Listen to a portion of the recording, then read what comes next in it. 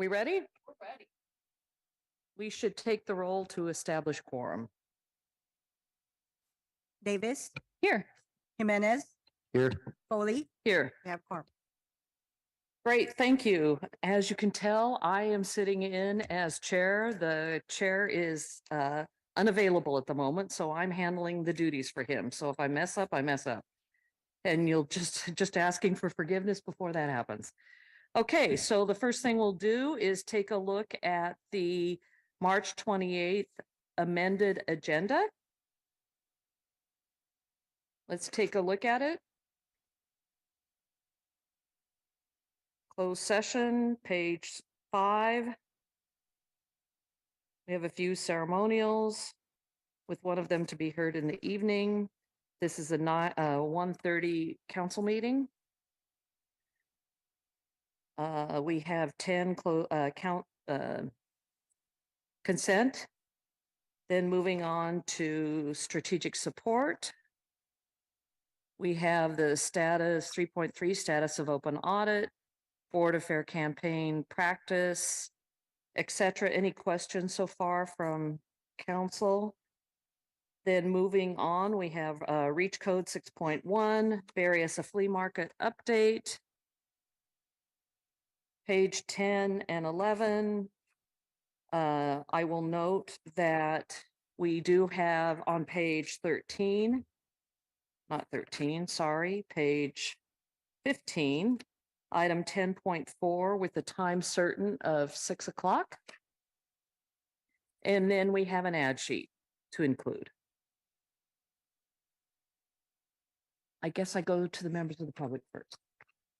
Is that correct? Okay. Do we have anybody online? Blair, go ahead. Hi, Blair Beekman here. I didn't quite read the item, but thank you that you'll be addressing flea market things.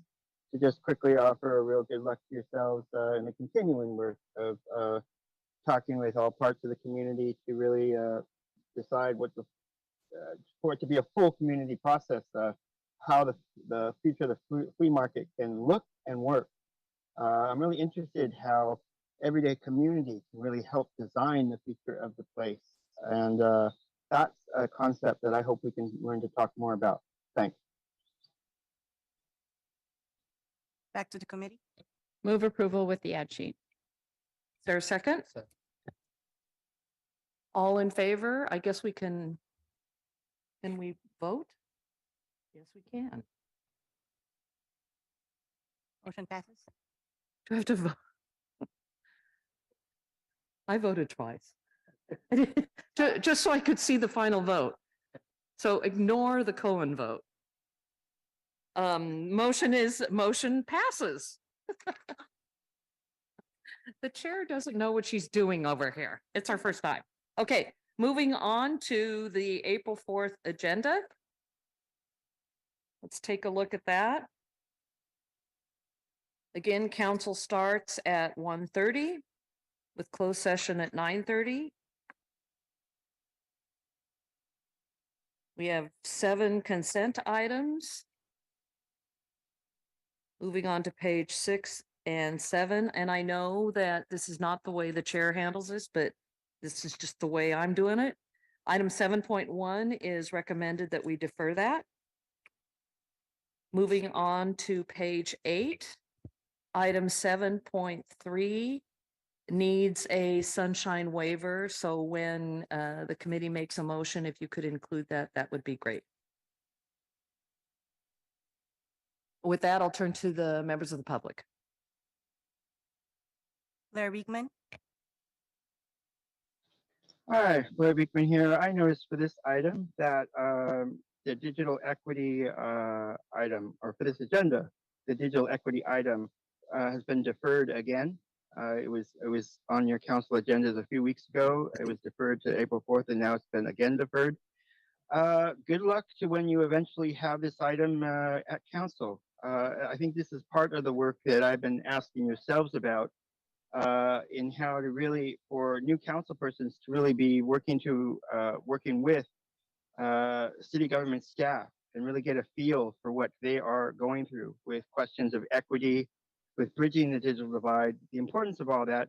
And what I hope is becoming more, of much more interest is how the concepts of accountability can really be a part of the process of the future of bridging the digital divide. It's not just placing and dumping in a ton of 5G in local neighborhoods and saying we're terrific. It's making sure that process is done in really good practices, in good ways, accountable ways. We have to hold broadband tech companies accountable. Government has an important role to do that, to make sure their notification process is really clear and understandable so the public can have choices in how to address broadband being placed in their neighborhood. I don't think it's a matter of saying no to the future of 5G, but it's learning how to coordinate with different neighborhoods what exactly, where can 5G be placed and where maybe it doesn't have to be.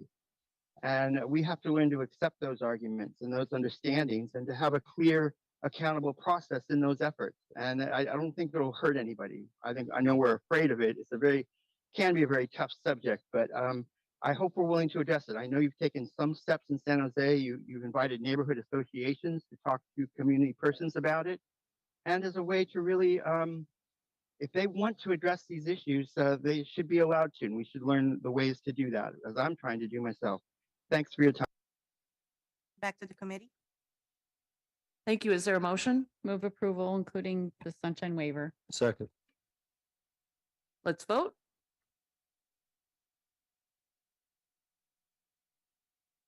Thank you. Motion carries unanimously. Moving on to the, what is this last agenda? What is this one called? Study session. No, the study session is included in consent. Thank you. I don't know what these things are called. Yeah, I know, right? Okay, so we have several items on the consent, including the study session that is scheduled for the 30th. Is there any comments from the public? Blair Beekman. Hi, Blair Beekman here. I think the main item I wanted to consider today was the open or the public comment, public record letters. You had many letters that I think were from people discussing to not put unhoused centers in their local neighborhood, the future of community-sponsored sites, government-sponsored sites. What I was trying to say on the previous item is that, I think we've been doing this stuff for a few years now, a lot of NIMBY stuff around this too. And I hope we're really learning that with both the 5G things and with the unhoused issues, that we can coordinate, as local neighborhoods in a community where, the future of, government-sponsored sites can be a good place and where they may not be a good place. And we have to learn as local neighborhoods not to say no to everything, but learn to coordinate how it may not be good in some places, but in other places it can be. And that's the same with 5G things. And it's really learning how to do that as a community process. I think we have to do that with the future of our homeless issues. We can't rely on law enforcement to enforce everything away. We have to have government-sponsored sites can really be of help in providing services, guidance, and actually, I think works in ways to lessen criminal activity instead of inviting more activity. And it's the purpose if government staff visits the sites often and works with people, there's just a natural tendency to not want to be mean, basically. So it's a good practice at stake here as a community process. Good luck how to figure that out. Oh, and thank you to words yesterday from Catherine Hedges, who spoke of the importance of mental health counseling, that we're working really hard. Can we in stay San on Jose. this agenda, please? Well, it's about public record questions, and I'm just concluding. And San Diego really complimented your work on homeless issues and your connections at their city government meetings, the work you're doing in city government staff communicating really well with homeless persons directly. Thank you. Back to the committee. Is there a motion? Any discussion? Then let's vote.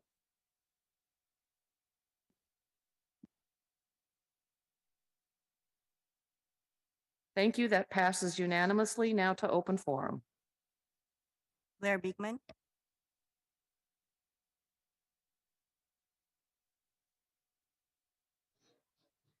Hi, Blair Beekman here.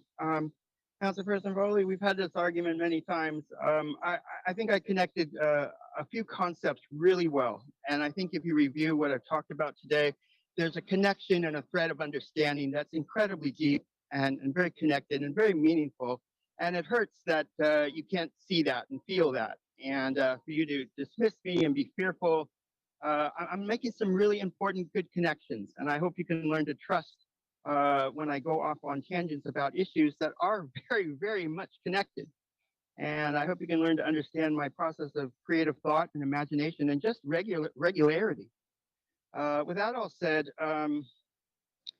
I mentioned also yesterday, I want to start talking more, not about so much open public policy practices, but the concepts of accountability.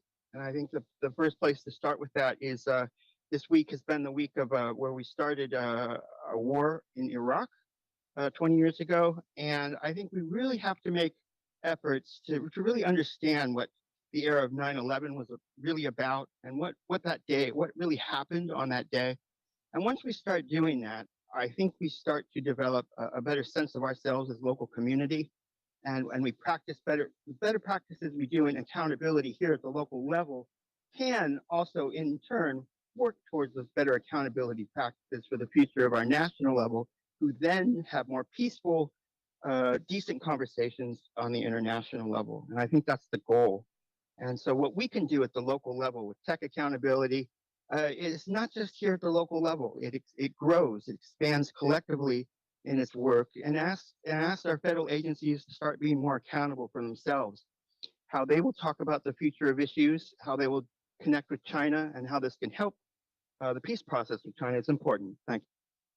call in user 1, Martha O'Connell, Golden State Manufactured Homeowners League, representing mobile home park residents. A huge, huge, huge shout out to Councilperson Pam Foley, who at this point in time is the champion of the mobile home residents. And if you don't think they know it, trust me, they do. At the budget meeting yesterday, she was the one that asked the question, a clarifying question, to make sure that all the parks were going to be redesignated, not just multifamily residential. Council members with lots of parks sat absolutely silent. Pam only has one park in her district, but she is becoming our beloved champion. There was one important thing that came out yesterday that I'm going to repeat. The state of California advised the city of San Jose in writing on December 15th, quote, given the importance of this housing type in addressing a variety of housing needs and its impacts on potentially displaced residents, the mobile home park designation should be revised to occur earlier in the planning period than 2026. I just became aware of that memo, and I wonder how many of you know, and was it disclosed to the public, that the state of California wrote a letter to the city of San Jose on December 15th of last year critiquing their housing element. So the state is now saying that this needs to get done. Once again, thank you, Pam. You are wonderful, and the mobile home residents appreciate you. Thank you. back to the committee. Thank you, Martha. And everyone, we stand adjourned. Thank you.